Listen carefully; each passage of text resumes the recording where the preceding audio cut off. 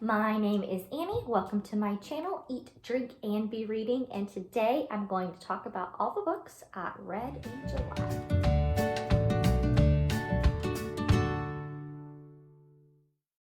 Well, y'all, I'm sorry if this video ends up being a little dark.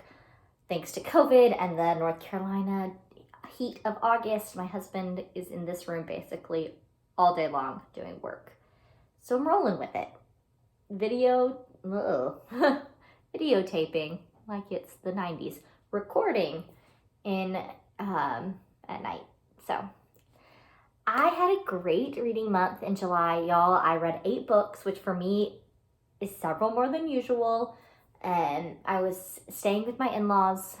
The family and I were up in New England with them, and I wasn't sure if that was going to mean a really good reading month or a really bad reading month, but it ended up being great.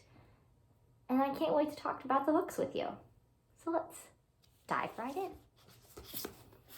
The first book I read was The Underground Railroad by Colson Whitehead. I buddy read this book with Mary over at Happily Ever Esh. I will make sure to link her channel below. She is wonderful. I love watching her content, and I am so glad I buddy read this with her. I will say this book is excellent. I would highly recommend buddy reading it. I just think that there is so much going on here. It's only 311 pages, but Colson Whitehead does not waste a word. Every sentence, every phrase and thought is purposeful and important, and there would be so much I think I would have missed about what he was doing if I wasn't reading this with someone. And Mary just kept pointing out things that I think I would have missed or would have just not fully recognized their importance in this book. And so I'm really grateful I read it with her.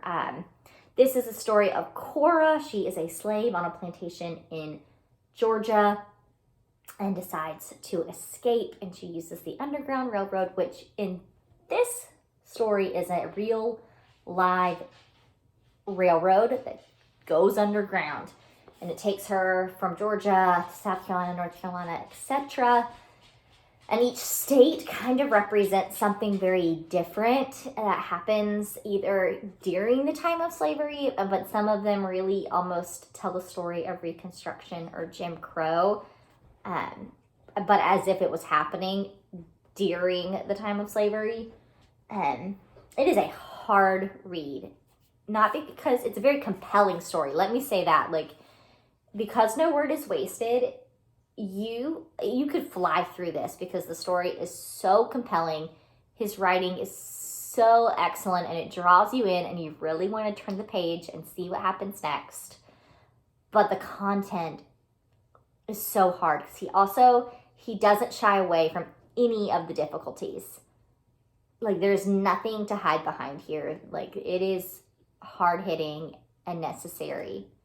And I just love stories that use an individual's experience to tell a larger story. You see this often in narrative nonfiction, and I really liked the way that Colson Whitehead did this here. He used the story of Cora, her escape, her experience on the Underground Railroad to tell the larger story of slavery in the United States, starting in Africa, moving all the way through. It's hard, but it is fantastic. The next book I read was Evvie Drake Starts Over by Linda Holmes. I wanted a palate cleanser after the Underground Railroad, and this was not quite as lighthearted as I thought it would be. The first couple chapters especially, I was like, oh, did I make a mistake? Not that it was bad, but just as this feels a little bit more intense than I was planning. But I ended up really enjoying it. I mean, it's not one of my favorite books of the year by any means, but I thought that the characters were really well done and thought out. I just thought that the experiences that they have, both before and during the book, are just really nuanced and complicated in a really good way, and yet there's like this romantic comedy aspect. It even really felt like the dialogue reminded me of Gilmore Girls, for any of you who have watched Gilmore Girls. A little, like, really fast and witty, like too fast and too witty to actually feel realistic, but I enjoyed it and was laughing anyway. All right, the next book was, and probably my favorite book of the month, and that was The Dutch House by Ann Patchett.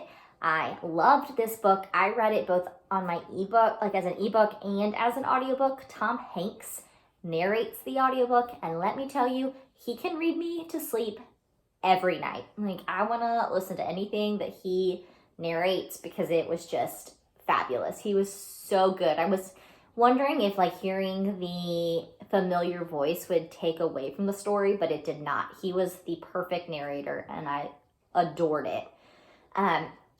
Really, this is a family saga. It spans a few different generations, but for me, it really boiled down to a story about the life of two siblings. And I was amazed by the way that Ann Patchett took something so simple. And they did not have, like, don't get me wrong, they had hard things that happened, but it was not like they lived this crazy life. They lived a very simple, normal life, other than the fact that they grew up in this beautiful old mansion of a home. But Ann Patchett made their story fascinating. Like, it was just this character study, really, and just telling the story of their lives, and it was absolutely fascinating and gripping in a way that I was just very impressed by. The next book is The Jane Austen Society by Natalie Jenner. This is a historical fiction about the town where Jane Austen spent kind of the end of her life. Her brother was like gifted, I can't forget exactly, like he ends up with this home there, and she spends some of her days in this little town in England, and there's a group of people there that all love Jane Austen, and at first they're kind of all separate, and then they slowly join together to form this band that wants to make a museum in their town about Jane Austen's works and her, and there's people who, like, because of circumstances, are making this very difficult for them to do. It is full, I have mixed feelings. It is full of sweet, quirky characters that I cared about and I wanted more time with some of them. I wanted more time with Evie, and more time with Adam. And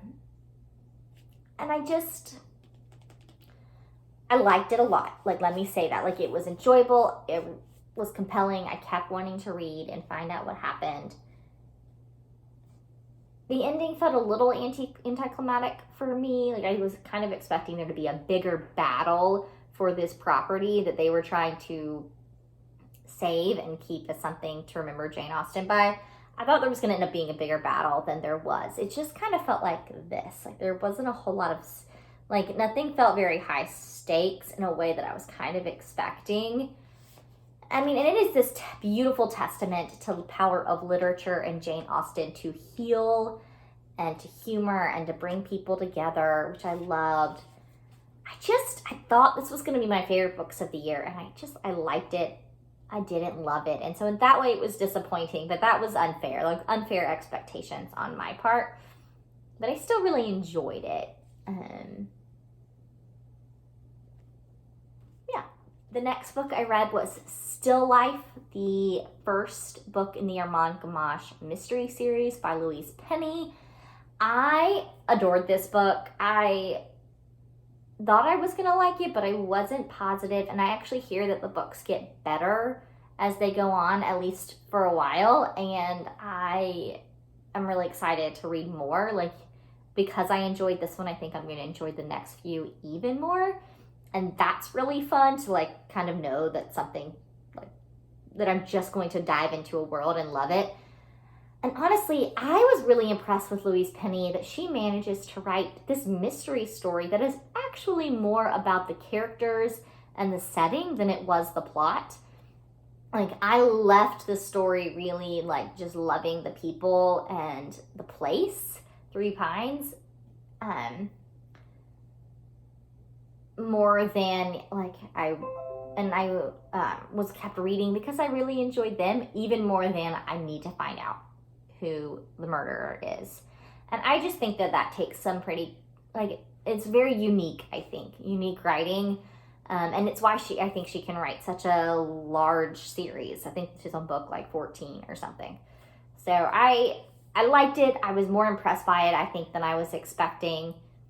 And I can't wait. So this book, the next one, is The Proposal by Jasmine Guillory. I'm not sure if I said that correctly.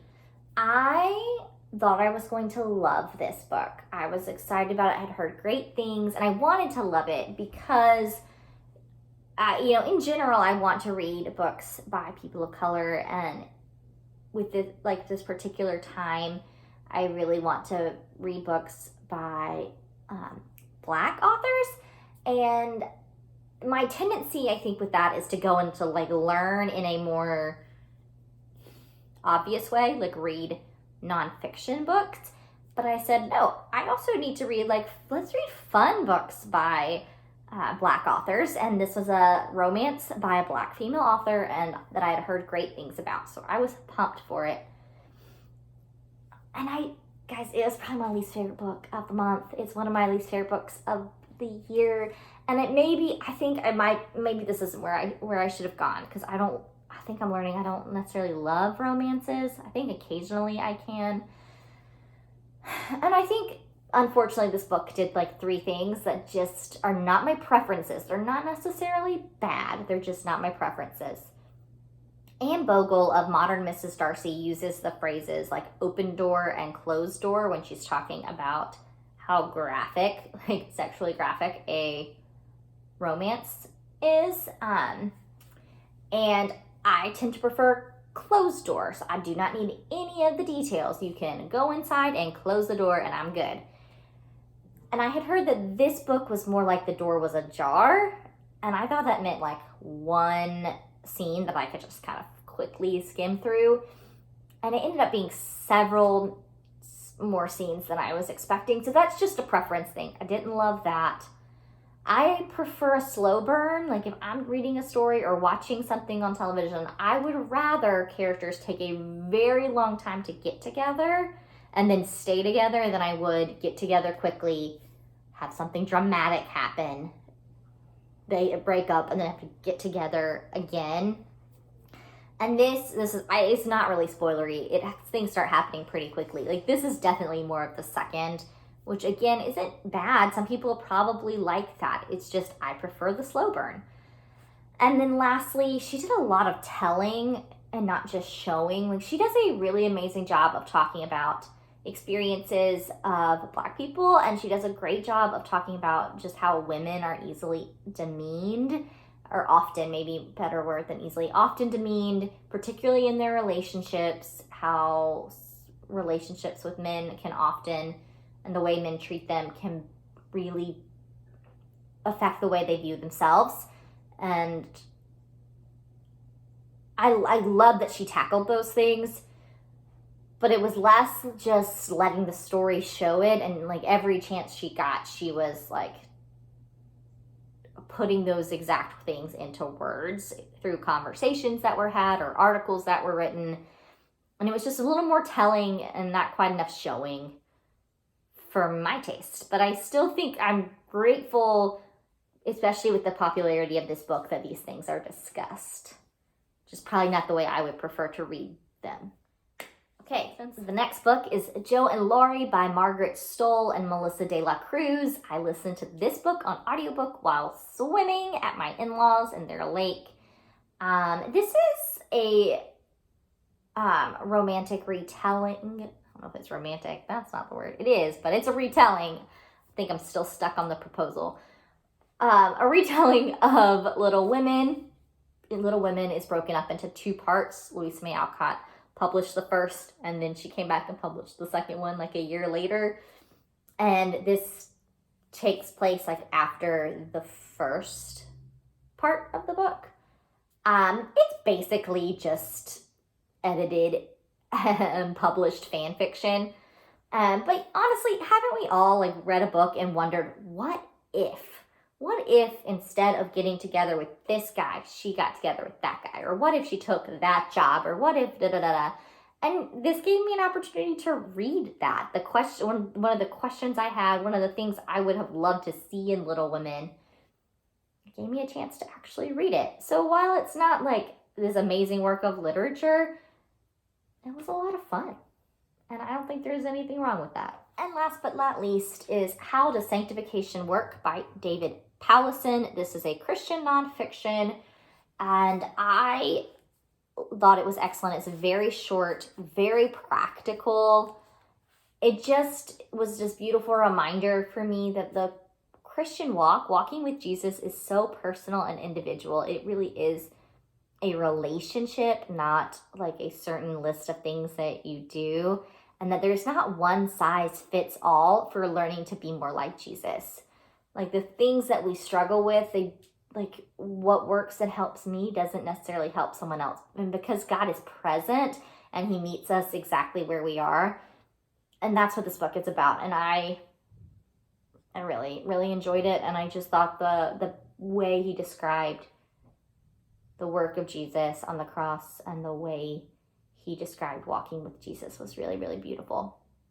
So I enjoyed that one. All right, guys, that's what I read in July. What did you read? Let me know in the comments below. Let's talk about it. What was your favorite book, or was there a book you really didn't like? Yeah, let's chat. Let's build community. Like and subscribe for more of this bookish content. I think I just spit. Did you guys see that? I'm so sorry. Yeah, like and subscribe if you want to see more. Let's continue to build, this booktube community. You guys are awesome. Bye, y'all.